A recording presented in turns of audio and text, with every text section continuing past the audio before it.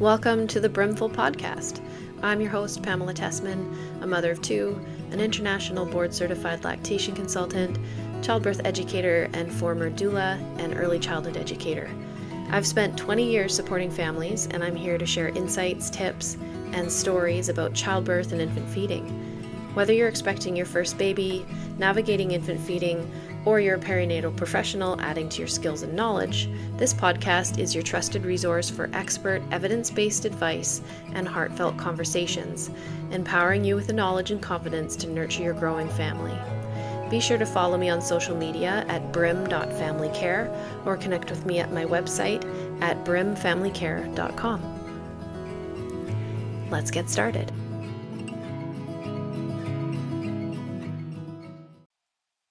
All right, today I'm joined by my friends and colleagues, Dr. James Chen, our local frenectomy provider, and osteopath Sarah Clement, our local bodywork magician. Welcome, you two. Thank you for having us. Yeah, thank you.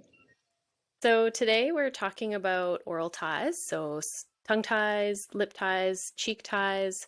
We're going to talk about what they are, how they can affect breastfeeding, and how to understand when and if treatment is a good option for you. And so before we get started, I think we should just make a disclaimer that everything we talk about here is for informational purposes only and should not be used as medical advice.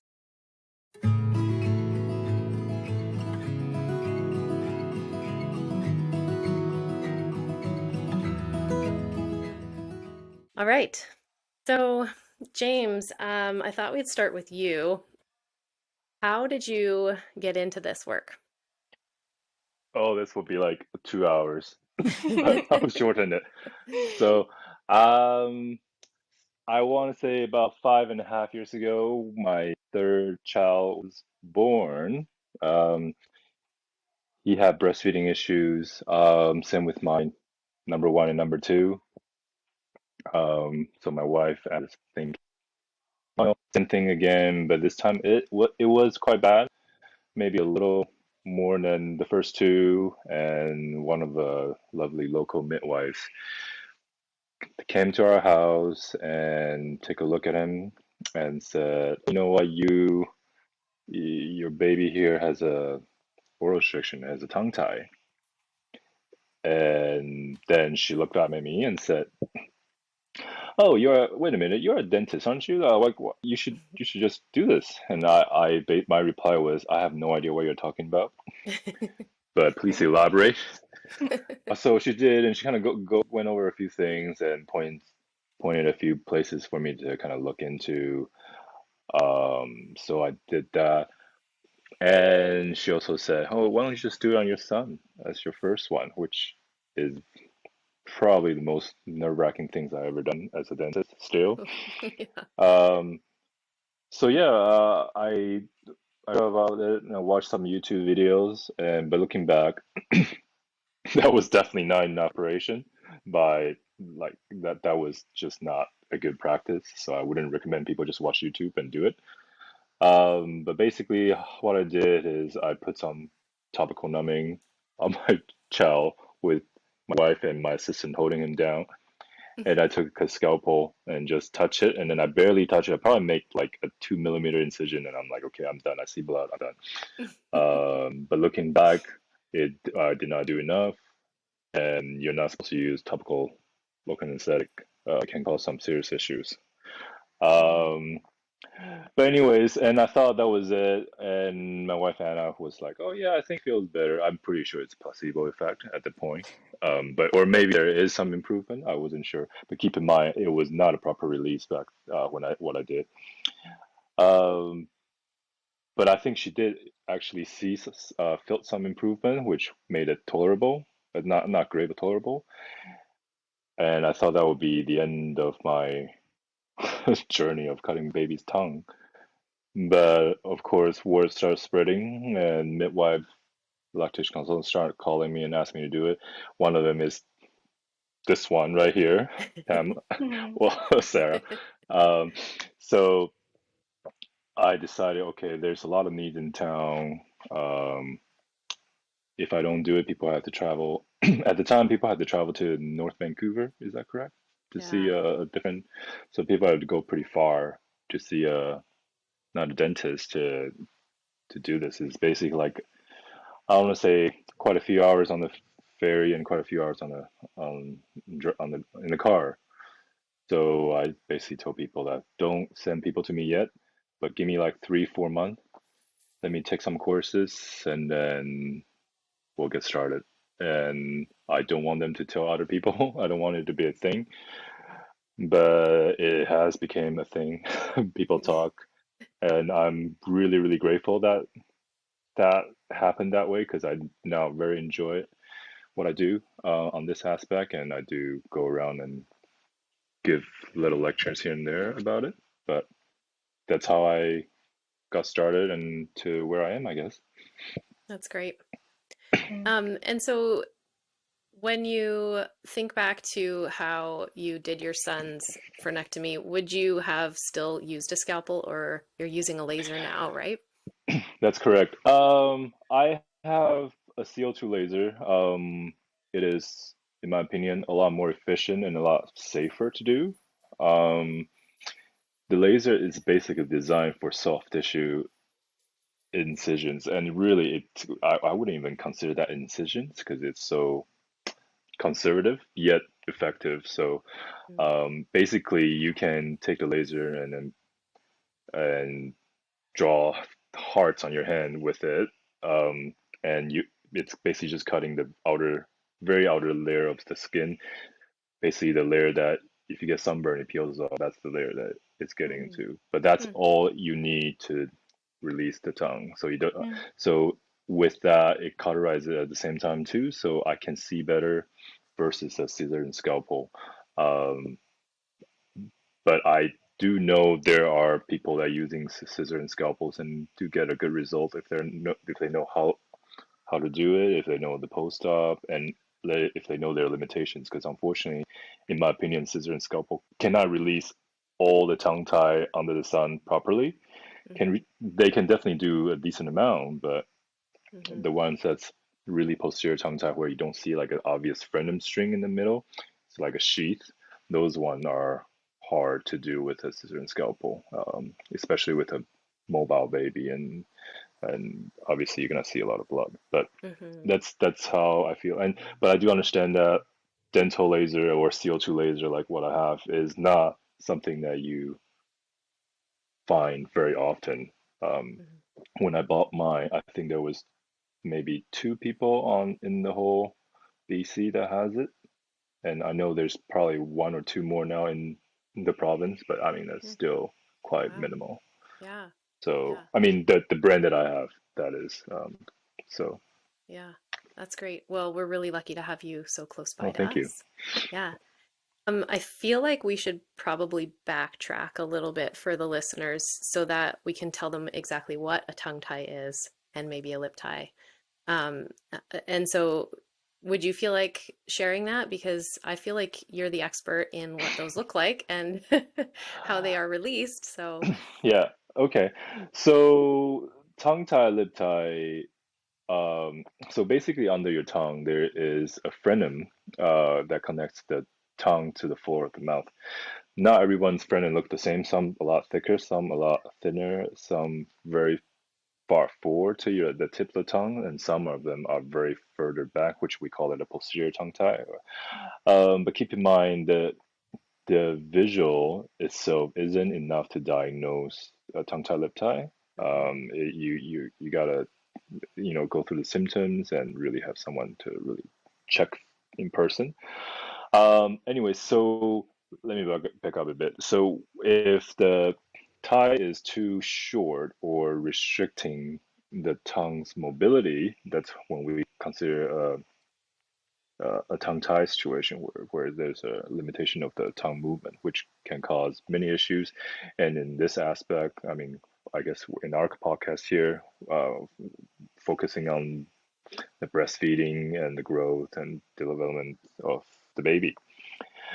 Under the lip, there's also the same thing called a lip tie. That is a little more on the controversial topic, where whether it needs to be released or not. And that's another whole lecture that I think Yeah. we'll get into it if we have time. But Mhm. um, to really get, in my opinion, to really get a good diagnosis out of it, if you have a baby that you're concerned about, if you're concerned about them having a tongue tie, lip tie, the first person to go to is actually not me. Um, it's people such as Pamela or any lactation consultant or body worker like Sarah or osteopath, for them to take a look, because there's a lot of times it's not the limiting mobility of the tongue that's causing the problem. Mhm. A lot of time it's the rest of the body or just the lack of knowledge of how to breastfeed, which is probably most moms when they most first time moms, I should say. Yeah. Yeah. Yeah. Yeah, I often find that people find their way to me when they've tried all the other resources. And then there's something that's still underlying, and their intuition is telling them, like, something's just not quite right. Everybody keeps telling me that it's okay, but I feel like it's not quite right. And as a lactation consultant, I've been trained to look for the symptoms of tongue tie. So I often hear people saying, well, my care provider or the nurse said it was just a minor tongue tie. And so my training has given me the knowledge that it's not about how it looks, it's about how it functions. And then, of course, I'm no expert in the bodywork piece, but I kind of can see when there is some imbalances or a baby that seems really tense. And that's when I recommend that they go see Sarah. And so that's a good segue to get over to you, Sarah. Let's talk about how you got into the world of osteopathy, and maybe you can explain what that is because a lot of people really don't know what that is. hmm And crazily, having done it for 15 years now, I'm also really bad at doing it justice in terms of explaining. But osteopathy is bodywork and it's principles-based bodywork. And I think that's where some of the ambiguity and confusion around, or lack of knowledge around what it is, comes from, is that it's really varied depending on what osteo you see and what you see them for. It will look really different. Mm. Um, but essentially, it's really gentle body work that aims to try and find the root cause of any symptom picture. In this case, we're talking about um, body or breast or chest feeding challenges, and tries to support those really gently with a hands-on method. Um, so I found my way to osteopathy actually with the intention and the eventual outcome of working in elite sport with elite athletes, and did that for a long time. So my background is actually in sports science and biomechanics, which I never thought they would come in so handy with this type of work, but I use them every day. And so I moved from Australia just over 10 years ago and had worked a lot in elite sport and moved over here, and I was kind of done with, traveling a lot for sports, and all my evenings, weekends, mornings were all taken up. And so I didn't do that when I came here. And I was like, oh, okay, this is a nice shift, but I'll kind of get back into that at some point. And then I had a lactation consultant start to refer me babies. I was like, oh, I don't know how to take a case history for it. I had like tuned out during pediatric class at school because I just had zero interest. And anyway, this lactation consultant was sending me babies. We were getting positive shifts, so they keep sending me babies. And my personality and nature is that if I feel under, resourced or underprepared for something, I'll go out and upskill. So I did. I just went out and took any course I could, in person, online. Anyway, that was nearly 10 years ago, and now has led to me doing exclusively this work nearly, and becoming an IBCLC lactation consultant myself and an OMO functional therapist, and really took a deep dive into a realm that I never thought that I cared about or would enjoy. And now it's my area of passion. I absolutely love it, and I'm happy that it found me. Isn't that funny hmm how things just sort of fall into your lap that way and Yeah, send you off in a new direction? Yeah. absolutely. Super hmm grateful. hmm Yeah, we're grateful to have you too. But Likewise for you. Very much so. so let's talk about how important bodywork is in terms of helping a baby get back to functioning before and after they have it released. Sometimes we choose not to, or sometimes we help the family choose not to actually treat the tongue tie because we see so much shift after seeing you, Sarah. So can you walk us through kind of how you treat babies? And just to echo what both of you have already mentioned is that, so much about oral restriction, and I'm going to use that as a blanket term instead of tongue tie, lip tie, whatever. Oral restriction is, it's not about observation, it's not about palpation, it's so much about function. And for me, when I'm collecting information from families, they come in for an hour and the first 30, sometimes 45 minutes is talking, and it's asking question after question so that I can gain a very broad picture of this experience that this family or the dyad's having. And that before I'm hands-on, before I've assessed, before I've done any work, any intraoral work is, that's where I get most of the information from to, really ascertain does it seem like there's a functional deficit here or not? And then I go ahead and assess both the body and the mouth. And so if we look at the tongue particularly, but also lip, the tongue is a midline structure. And so if we have any tension patterns through the rest of the system, if we consider, muscle, but myofascia, so fascia being like the overlying sheath on muscular tissues, where there's any tension or strain patterns, it's going to, wherever they are locally, like if I pull on my sweater here, you see it move over here. And it's the same through our systems, especially with babies whose nervous systems aren't nearly as differentiated as ours, is that any strain pattern anywhere in the system is going to influence everywhere in the system, including, of course, midline structures, which can influence the tongue being so strong, so powerful, and made up of so many tissues. The first thing I do before I even go near the mouth is have a look at what the rest of the system is doing. Because often what I find is, if there's any, say, preferencing through the neck or through the head, or even through pelvis relative to thorax, wherever it is in the body, once that's gently supported, we often actually see a really different picture in the mouth anyway, both in terms of palpation, but also function, right? And then, so I always start with that. And then I'll do an intraoral assessment. And there, of course, I'm feeling for, tissue tightness, but not just of buccal and lip and tongue restriction, but just in general, and how that relates to the rest of the system, especially through what we call the deep front fascial line. So the fascial tissue through the body is all continuous, and there's different kind of, I guess, groups of fascia that are more interconnected, and the fascia that invests the tongue is continuous right through the toes, the shins, hip flexors, up through, thoracic diaphragm, and then coming into the tongue. So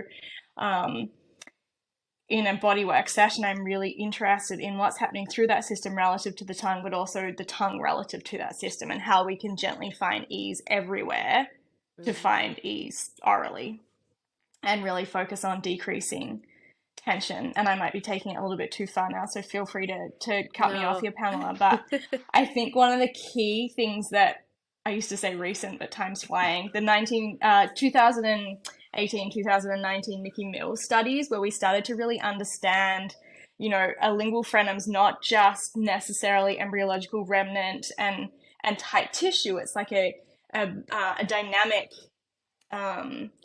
myofascial structure that when the tongue lifts, we actually, like a global piece, that we get change in that structure as the tongue is moving.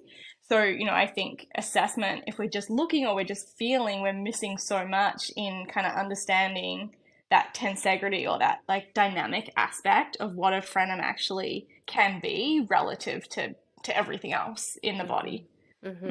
Yeah, and we see that all the time. You and I, we see a lot of shift happening for babies. I personally really appreciate that the three of us are quite conservative. We don't want to do a frenectomy on a baby if we don't have to. And so, yeah, you're always my go-to. If I feel like it's a gray area, I'm like, let's send you to Sarah first. Yeah, James, me you're too. laughing because you do the same thing. Yeah. Yeah, I basically said if it's because there are going to be cases where I take a look and excuse me, when I palpated, I'm like, I'm not 100%. I think there's a tongue tie here, but it feels like there's a lot more than just the tongue tie because it's just a lot of tension overall. In those cases, a lot of times, and especially the patients are from locally, not traveling 3, 4 hours to see me. A lot of time I'll say, hey, why don't we hold our horses here and for you to see Sarah a few times and see how it goes. Because if the tension releases itself from the body work, then I don't have to do anything. And trust me, it's not it doing this doesn't for some reason just doesn't get easy. Like every time after I Mm-hmm. do this procedure, I have to like do a little walk around the office to kind of calm myself down because it's just not Mm, fun Yeah. holding yeah. a doing this. But so so yeah, that's by the way, I was listening to Sarah. I'm like, Pamela, you need to have Sarah on for like 2 whole sessions I know. because there's just so much You stuff too, that she can tell James. you. There's just the tongue. There's not much more for me. So No, I know. We could go on forever, I'm sure. All of Yeah. us could, Yeah. for sure. Yeah. Yeah. I do want to speak to the importance of prep before a frenectomy though too, because I think that it's really easy for families to really hope for that quick fix, especially when they've been struggling so hard and they've finally found the answer to why.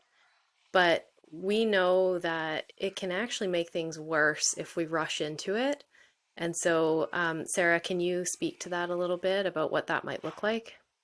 Yeah, for sure. And I think kind of just, as a continuation on from what I was saying in terms of that, what I refer to as tensegrity, so tension and integrity, that, everything being so interconnected, Mhm. is that if there are strain patterns and there's tension through the rest of the system and we just release that one aspect, we're not necessarily addressing everything that's implicated in the functional deficit. And that's why I always come back to it. It's like, what is driving this functional deficit? Mhm. Is it this frenum? And sometimes it is. And now the unicorn babies that have Yeah. the release, and it's like, okay, this is Yeah. night and day. Yeah. But as we all know, for the most part, that is not the case. Mhm. And so I think from a nervous system point of view, a baby that's not well regulated neurally, which is hard, right? Because often babes who have oral restriction or, having trouble feeding, they might be gassy, they've got holding tension in their system. So it's like, it's really tricky because sometimes once they have the release, they are a calmer, we can calmer and well regulated, of course, different things. But I think a baby just in general who's well regulated, has less tension in their body, is going to have a better response, but also is going to be more able to understand with their very limited, neural maturity, what to do with their new tongue. Like if we consider a tongue Mhm. that can elevate this far and then all of a sudden can do this, there's no mapping then from here to here. And so a baby who has tension and isn't well integrated through the rest of their system is going to have a much tougher time figuring out what to do with that than a Mhm. baby who's integrating well, functioning well from a structural point of view. It's just going to make it much easier Mhm. for the dyad to get that shift to better function, which again, always the key, Yeah. right? More Yeah, coordination, more strength, more absolutely. mobility, all of those pieces need to come together and make those neural pathways and connections and For habits sure. essentially, right? So, For yeah, sure. we want to move babies kind of a little bit more away from those compensations that they might be having so that when the tongue is released by James that they can actually, yeah, move properly and start releasing all that body tension too. So, yeah. Hmm. And I think as I guess a secondary to that, and talking about doing body work, and also you're both very kind in saying, sending people to me, but I recognize that there are Mhm. lots of wonderful body workers and There in are. our community and Yeah, elsewhere. And so just body work in absolutely. general, I'm all big on, so big on babysitting whoever they can in any Hmm. community. Anyone who Absolutely. has a pediatric focus and passion is amazing. And I truly Hmm. believe it doesn't matter what their modality is, whether it's physio, chiro, osteo, cranio, Yeah, it doesn't matter. If yeah. they're pediatrically passionate and skilled, great. Hmm. So just to say that piece, but also, where was I going with that? Oh, Hmm. so yeah, the body work in session is really helpful, but one of the big things that I try and do is send folks home with as much as they can to gently work on, partly because, I'm an out-of-pocket service and I'm really cognizant of that, but also because, small frequent exposures are going to be make so much more sense for an infant's nervous system than, a big session. Mm-hmm. More spaced out. So that's the other thing, is I think doing the pre-work is a really nice way to start to introduce families to doing some work, so that yes, they can help prepare, but also they can get used to doing the aftercare and understand their infant's mouth, and kind of get a baseline and a reference, and just feel more comfortable being intraoral when, especially post-release, things can be a little bit more, of course, sensitive and uncomfortable, and harder for families to get in there, because the response can be pretty intense. So I also like that aspect of as the pre-work, is just getting families going with that. Yeah, I agree. Mm-hmm. Yeah. Gets everybody used to it. And so, James, what do you have families doing now in terms of aftercare? Well, first of all, I tell them that they need to see someone who knows bodywork within a year, within a week, ideally.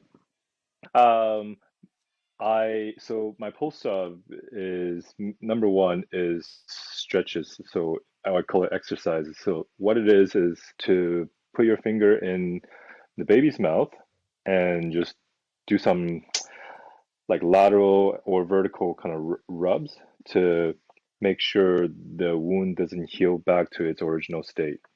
The tongue or the lip will want to go back to its starting point when I release them, and you just kind of want to remind the tongue and the lip not to go back to that area by kind of disturbing it, to force it to heal a different direction. This is not a fun procedure to do for parents or the baby for the first few days, but it does get a lot easier and better. Some parents, they will do everything that I ask for. This is extremely rare, but there are cases where they do everything I asked for, and for some reason there's still some reattachment to or even back to the original point, so I had to go do the second time. But most of them not, and especially if the babies are under a care of a body worker, so they can get rid of all the kinks and all the tension, so that things doesn't want to just doesn't want to tighten back together. I do, on top of that, I do recommend some baby Tylenols to go along with it, because, like I said, it's not a comfortable procedure or comfortable thing for the baby to go through for the first few days. But usually, I think, and correct me if I'm wrong from you guys' point of view, because I usually just send them right back to you guys for the follow up. But I think most parents said 3 days or 3 to 5 days later, it becomes a lot easier, because everybody's kind of getting used to it. But um, that's what I've been told. I don't really know if that's the truth, to be honest, I but think it is. that's what I've been Yeah. told. Yeah, because I see babies pretty quickly after they see you, within about 3 to 5 days. And Hmm. usually that sort of acute stage is over by the time I see them. So Right. yeah, they're much more comfortable. I did find that with your other laser that you were using a few Yeah. years ago, that did cause a lot more pain for the babies for a Yeah. lot And longer. yeah. Yeah. Yeah. Yeah, so Hmm. this CO2 laser is awesome. No, thanks. Yeah. Yeah, I still have the old one, just in case this one goes, like, you know, uh, right. It's a technology things backup. happens Yeah. as a backup. But I don't know. I haven't touched the old one in 2 years now. I'm not sure if I know how to turn it on. Yeah. So Might just blow up the place. you never know. You never Yeah. know. Yeah. Well, let's look at the questions from Instagram. So we have one person asking, is a lip tie fine if they have no issues with feeding and are gaining weight fine? That's a hard question to answer, to be honest, because Mm, there's a lot of factors involved with it.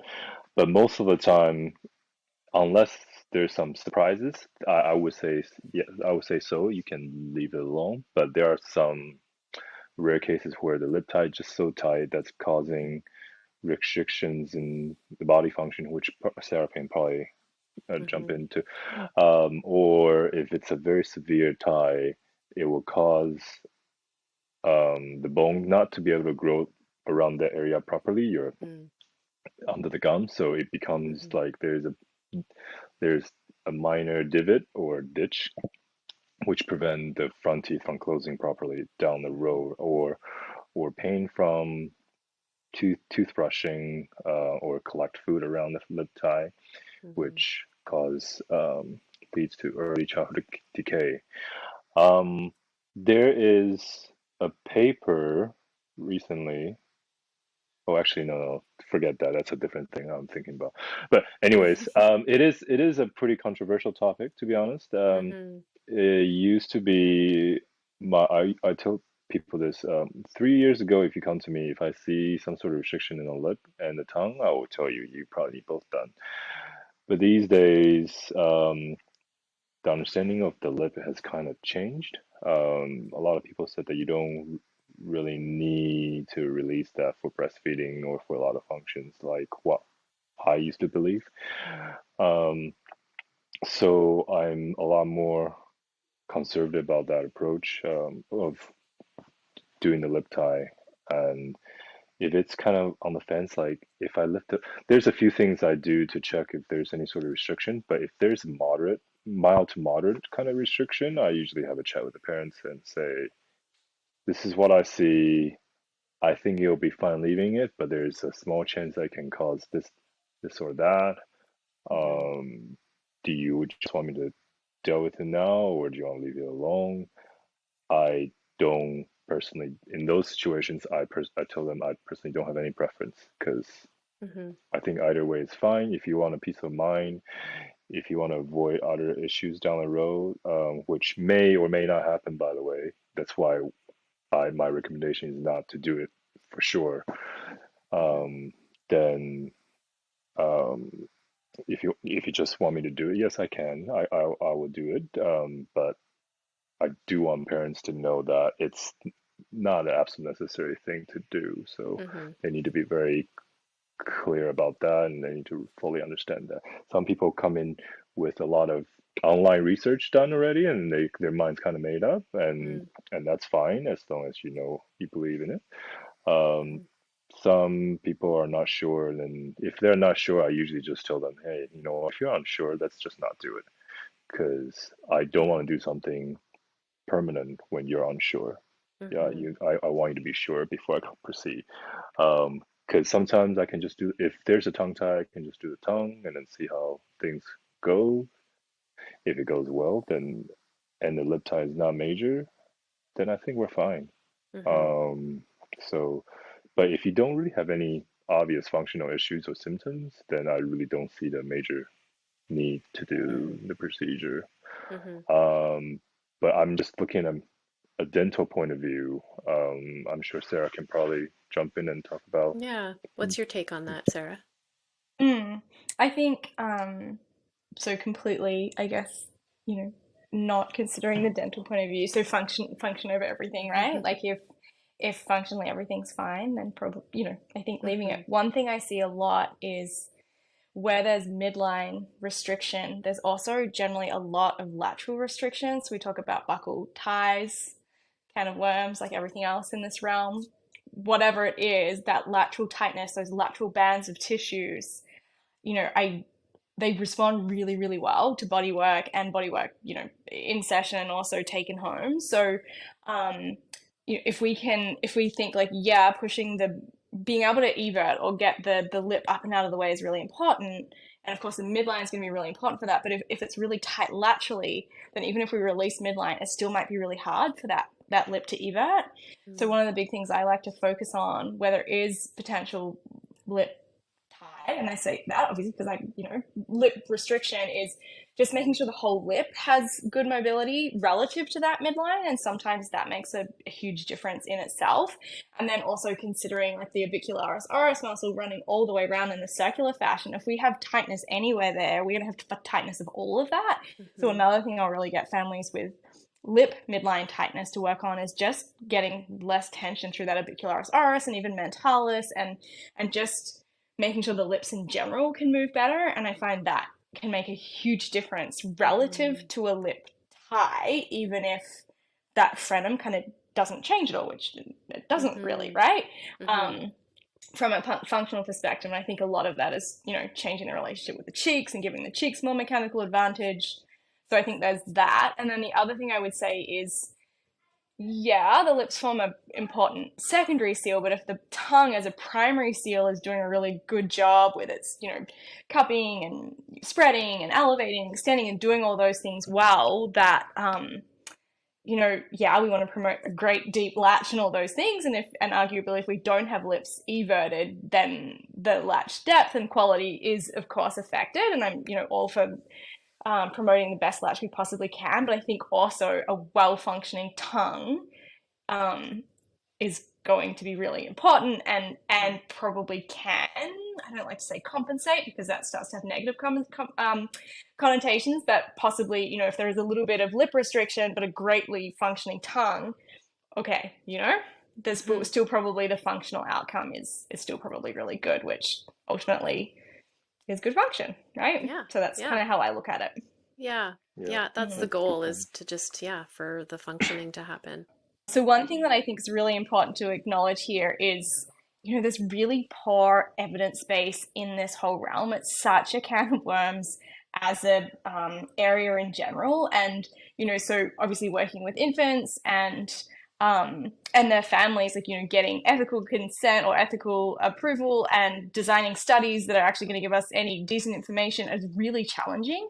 And so because of that, we don't have great research. And so something I grapple with every single day in supporting families when they're asking questions and when I'm providing information is really being clear that, I will give you the best information I can with the limited research we have, but that it is really limited. And, so being conservative as we all are, I think has like an extra importance because we don't necessarily have a great body of good quality literature to back us up, so true. in terms of providing information. It's so true. Yeah. And I think you and I have spoken a lot about how we've heard of these other sorts of ways of helping families, but there's not evidence for it. So we don't want to touch it. We don't want to go there because we want to protect families, but also ourselves. And it's so hard when they come to us and they're like, just tell me what to do. I just need you to tell me what to do. And I'm like, I can't. This has to be your decision. So yeah, it's tricky for sure.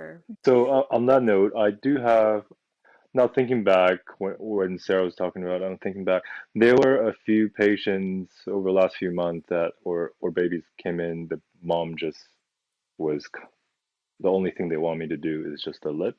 And when I check the mouth, the tongue looks okay too, the lip, borderline, and they were convinced that it needed to be done. And obviously I go over my spiel about, it may not need to be done. We don't need to jump into it if you don't want to, because it might be fine. But these few parents were pretty convinced from either what they read or what they've been told. So I went ahead and did them and then follow up with them, and they saw a big improvement, which I have to say it's a bit of a surprise to me. So obviously this is still an area that I can't say I can fully tell if this one will work versus this one won't, just because there's just so much stuff going on.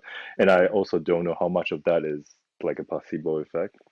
So, but just want to point out there are times where doing that lip well can help the situation. It's just not as common as the lip. How do you think buckle ties tie into that? I don't do buckle ties a lot. In fact, probably one every few months, if even that.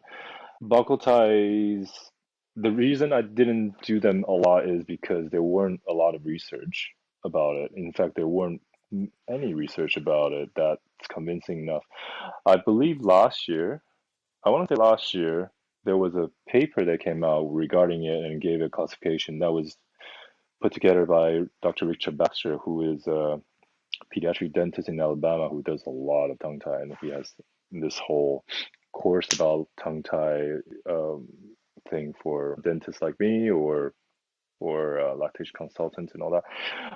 So it wasn't until then there was a proper research about it. I am still a bit hesitant about doing them. There are times that I do the midline, the regular lip tie, the midline one, and I go back and palpate the buccal tag, which is the side of your cheek, under the side of your cheek, and I can no longer feel it anymore. Hmm. So Hmm. it's kind of odd, and Mm-hmm. I don't really have any good answer about that.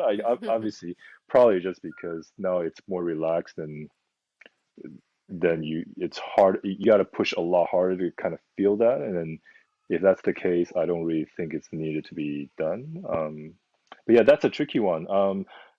If I see those, if it's severe, not meaning that if it's kind of like straight up to the tip of the gum where the teeth are and really prevent the cheek motion, then yeah, I'm happy to do that. But for me to do those procedures, I want it to be very obvious because number Mhm. one, it's not something that's very clear in the world of research, and number two, it's if we don't have to do them, that's great because that's two extra kind of injury spots. So Mhm. um, Yeah.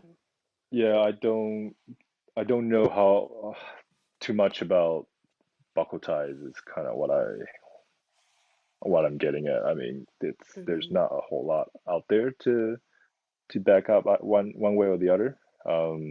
So it's kind of like trial and error, and again, lots of explaining to the parents, and if they want me to go ahead, or if they already done some enough research that they want me to do it, then yeah, I'm happy to. I'm happy to do a lot of things as long as the parents are are willing. That's kind of my point. Yeah, I think that's great. I think people really appreciate that information to make that informed decision, right? That's the goal that we're going for with all of this is, taking their feeding goals into consideration, taking their whole nervous system of the whole family into consideration. Like, how ready are you for this procedure, and do you have the support at home, and do you have enough information that this decision is feeling really good to you? Mm-hmm. Because like you said, James, we don't really want them to do something that's unnecessary or that they're going to have regrets over. That's right.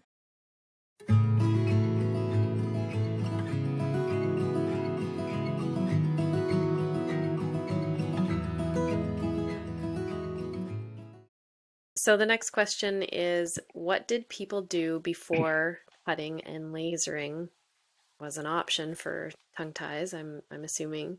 And did we all suffer with oral dysfunction? Hmm. So, yeah, who wants to answer that one? Um, I'll start a little bit from what I know. I do get that a lot.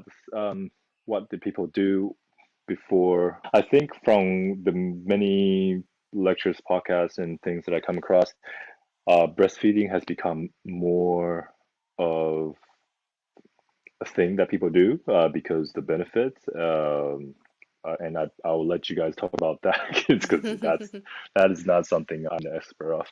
But because of that, more people are breastfeeding or trying to breastfeed. So obviously, because of that, many moms are starting to notice, oh, this is seems to be an issue. Versus before, people, I think, correct me if I'm wrong. I believe people weren't really trying that hard to breastfeed. A lot of times, people have issues; they just go straight to a pumping or even just formula, and you know what, baby survived just fine, and they grew just fine doing those things, and which that's great. And obviously, if that's the case, tongue tie, lip tie never really get noticed because we kind of bypass the first symptoms by using a bottle. Hmm. Um, but because now people want to breastfeed, and with all the benefit that breastfeeding can provide, people are more willing to do any sort of intervention to try to continue breastfeeding for at least a few Hmm. months. So people didn't really suffer. People, or some people probably did, but people found a way around it. But now I think now the trend is try not to go around it and try to do the best. And you know Hmm. what? With that said, there's still parents out there that just can't spend the time, doesn't have the money, or for whatever reason they can do it, and they Hmm. had to circumvent this issue by bottle feeding. I don't think there's anything wrong with that. Breastfeeding probably is just not for everybody, unfortunately. But I will let you guys talk about that instead of me. That's, Yeah. Yeah, well, I mean, I think there's still a lot of compensation that can happen. Like in my own journeys with my two boys, um, you guys both know my first, we didn't actually deal with his tongue tie until he was 12. And he was having all sorts of other issues that we could have a whole other podcast on. But with my second, we found it at 7 months, and this was 11 years ago. And so we treated him at 11 months. But for me, my breasts were the kind of breasts that were really responsive. So I had a good milk supply. They didn't take a lot of work to produce milk and release the milk to my babies. So my body was passively feeding my babies. But there was always sort of like this underlying, like, oh, this kind of doesn't feel that great. It's not super painful, but it doesn't feel great. And my baby is super gassy and vomiting all the time, like powerful vomits, um, and not comfortable. My youngest was really, really colicky, really, he just screamed for the first 3 months of his life. But because he was gaining really well, he was gaining so well, actually. He was gaining a pound a week for the first 8 weeks of his life. So he was born 10 and a half pounds, and he weighed 18 pounds by the time he was 8 weeks old. Oh my goodness. That's incredible. Yeah, but he had a tongue tie and he was a miserable baby. So, Mm, like, there's all sorts of other reasons to be, like you said, James, intervening to make breastfeeding a little bit easier. It's not just for the baby, but it's for the parents too. Because it it's a dyad. We're not working with one or the other. One affects the other. So if the mom's uncomfortable, she's not going to enjoy breastfeeding. It's not going to last very long. We're not going to have a really long relationship with feeding. Um, so yeah, I think there's definitely compensations that can happen with babies. They learn to feed, and depending on their parents' body, maybe that baby is being passively fed by really responsive breasts. And in the other spectrum of that, we see major problems with no milk supply because the baby is not able to draw the milk out of the breast very effectively. We see really uncomfortable babies. Um, there's a wide spectrum of symptoms that we see now because we know more about it. mhm. And I think, isn't there an old wives' tale that midwives way back when knew about it and they had a sharp yeah, pinky nail? yeah. I was actually going to mention that. In my lecture to UBC dentistry, I had a slide about the history of tongue tie, and I hate to say this, I don't remember exactly what it is, what it says on the slide, even though I made it. But um, there is a museum out there somewhere in New York, I think, that has uh, pictures and tools of what people used to use in the 17th century, so 1600. Mm. Uh, Very similar to what I used, other than the laser part, but it's quite similar. Yes, midwife, apparently back in the days, midwife and surgeons have this kind of rivalries of who can get to the baby and release the tongue first. Like, so midwife will, yes, they will have sharp nails to accidentally cut it, or because they are not allowed to use a scission scalpel in the baby's Mm. mouth while the surgeons Mm. can. So I think there is a bit of a rivalry of who should do it. So it was being done, but I am pretty certain that even back in the days, similar to now, it is not a well-known situation. Most likely, not every midwives out there are doing it. Mhm. My guess, if I have to guess, probably most people are not. Mhm. But the small group of more progressive group are doing them. That's my take on that. But yeah, there are it is definitely a thing back in you can go back at least 400 years or so. Mhm. And those were for the really obvious tongue ties. Those I would think they would be the ones that are coming right to the tip of the tongue, the anterior ties, Yeah, the one that the more the tongue's obvious. just not moving at all. Yeah. Hmm. Yeah. Yeah, and I wanted to loop back to how the culture of breastfeeding is shifting. Like you mentioned, it's very true that our culture was very bottle focused. There was less restrictions around the marketing of formula, and so formula became this thing that was really kind of like cool to do, and um, it was generally okay, and they were touting formula as something that is equal or better than breast milk. And I could go so far into that, but Mhm. a lot of damage was done with that, especially in lower resourced countries where they didn't have clean water, and lots of babies were perishing because of this when they could have just been breastfeeding. And so I think it's great that there's more restrictions around those types of marketing of formula, and we're starting to shift more back into how breastfeeding is a lot healthier. And then also, recognizing that fed is best and that there's nothing wrong with bottle feeding for the Hmm. families that are relying on it, either to supplement Absolutely. their feeding or, to Absolutely. exclusively. Because I think one, and I can speak to this personally with my first, who was probably orally restricted, hard to say. Mm. Um, Long story there, but we never, I used to say successfully, I now say conventionally Hmm. breastfed. And by 4 months, she wasn't feeding from my body at all.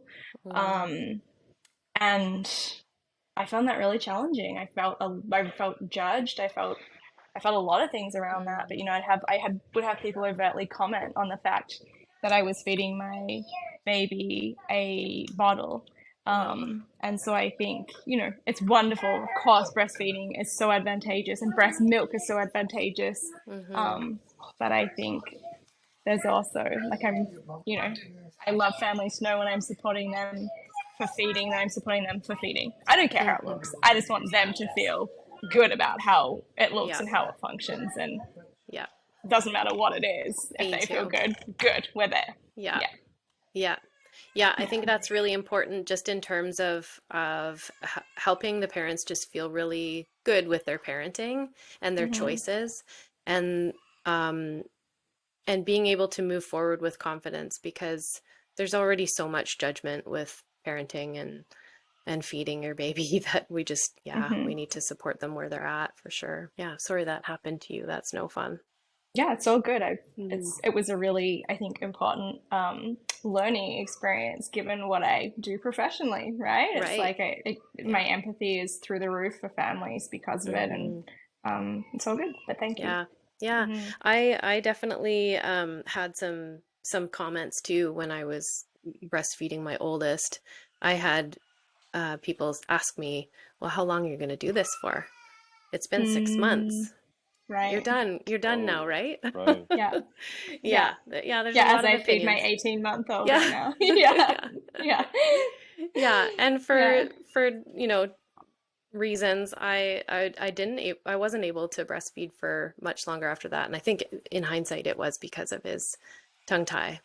And Hmm. so same, I started using a bottle as well. But I think because he was an older baby, I didn't get judged. That was Right. just sort of the normal at that time. Hmm. Hmm. But yeah, but then I was able to breastfeed my second until almost his second birthday, which is pretty fabulous. Think my wife feed all three of my kids around until maybe 9 to 11 months. Hmm. Um, I think I think the few things. Number one, mm, my kids are pretty close in age. I think the second she got pregnant, it's kind of like you guys probably know better than me, but that's when it stopped. Or when the teeth comes in and then Right. some chewing started happening, I was like, okay, no, you're done. Yeah. So, and that's fine. It's funny you guys mentioned that. I thought of a classmate of mine who recently had a baby, and I overheard this from another classmate that she just was sure that breastfeeding is not her thing. So I don't think she ever tried. just bottles only, and Fair. doesn't care about how other people think about that. That's just how she wants to do it. And you know what? Looking at it, I'm like, nothing wrong with that. Nothing wrong with that if you decide this is what you want to do. I mean, I never really talked to her about it. I overheard this through a friend, but um, I just thought it was interesting. Whether or not you want to include this in your podcast, Yeah. you can decide later. But I just thought it's Yeah. an interesting thing because she's like one of the smartest girl in the class. I'm just like, nope, not for me. Not even Yeah. gonna try. Well, Mhm. and there's a lot of reasons that people will choose that, and that could be that they have some trauma, and that could be Mm, sexual trauma, and they don't want their breasts being touched that way. mm, Um, and it could also be an oversensory thing for mm, neurodivergent families. And so there's a lot to navigate with families when we're looking at what their goals are for breastfeeding mm, or body feeding or bottle feeding or both. And yeah, same as you, Sarah. I like to think of myself as just sort of being the facilitator of like, here's how we can do that. This is your goal. Let's think about Mhm. ways that we can incorporate that into your life. That feels really good.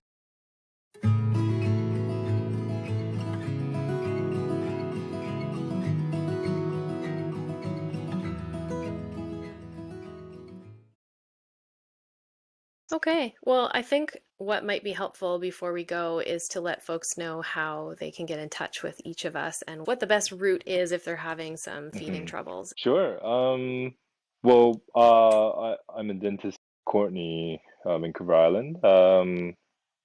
The office is called Downstream Dental, so can always Google that and then get a hold of me. Um, if you are interested, I would, just like I said in the podcast earlier, I wouldn't recommend coming to me directly without seeing anybody else. It's very important to see people that knows about breastfeeding. Obviously, unless it's maybe like 5-year-old that you're wondering about tongue tie, lip tie, and I'm happy to take a look. But if it's a Mhm.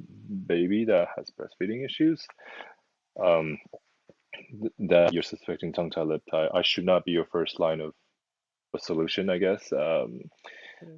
Body worker or a lactation consultant should be the first group of people that people see, so that they can rule out other issues or get you prepared for the procedure coming to see me. So Mhm. I have a lot of parents that comes to me and said, "Oh, I read about you on Facebook," or my friend had this done by you and said that I have most likely have the same thing. I usually said, you know what, rude, but you should probably see someone else first before Mhm. coming to see me. If for some reason they have a reason to bypass that, I mean, I'm happy to chat and then kind of go from there. But Mhm.